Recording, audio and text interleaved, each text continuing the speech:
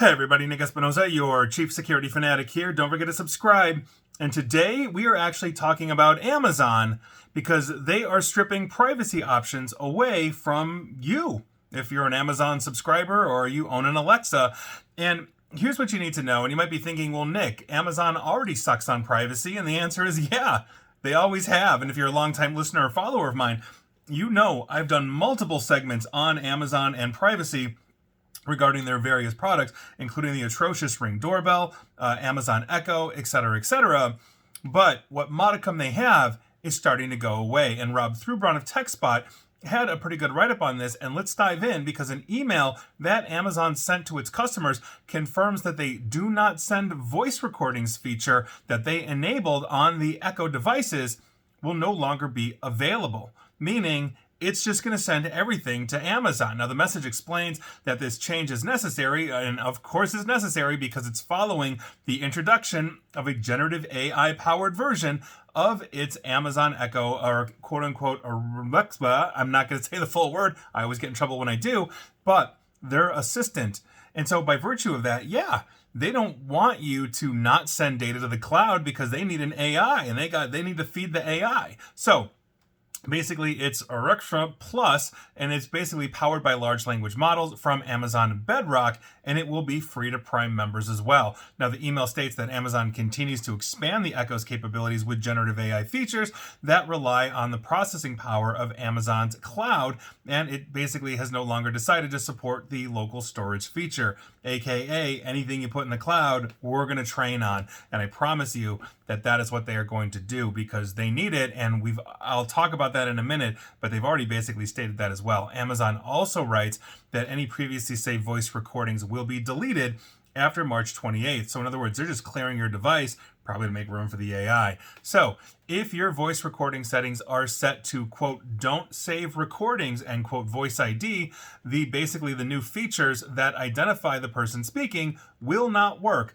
And users will not be able to create a voice ID for individual users to access more personalized features as well. In other words, you're going to get frustrated with it, so you're going to enable it to essentially understand your voice from anybody else. Now, the change is unlikely to be welcomed by users.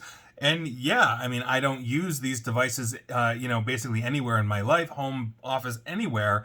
But, most people aren't me, right? So the history here is kind of nuts. Now, if you recall in 2019, Bloomberg reported that basically Amazon employed thousands of contractors and full-time workers basically everywhere around the world, India, Romania, Costa Rica, Boston, etc., to listen to voice recordings captured by Echo devices. Ring doorbell was no different prior to their sale, and Amazon continued that tradition as well.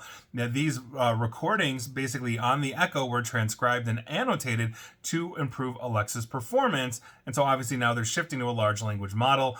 And these workers said that they reviewed as many as 1,000 clips per shift.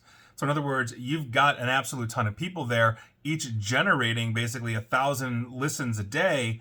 You are being listened to by people.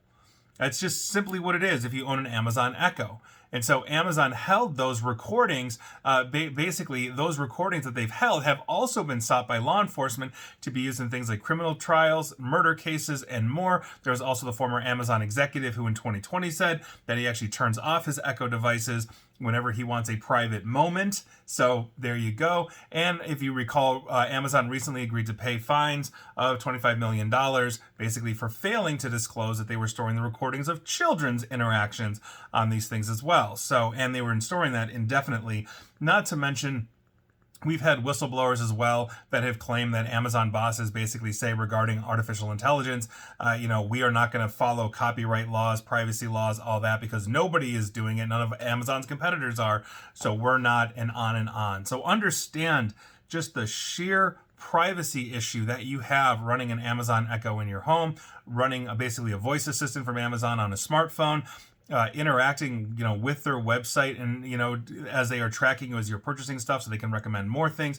There's so much going on that is a massive violation of privacy that if you're using a voice assistant, just expect this.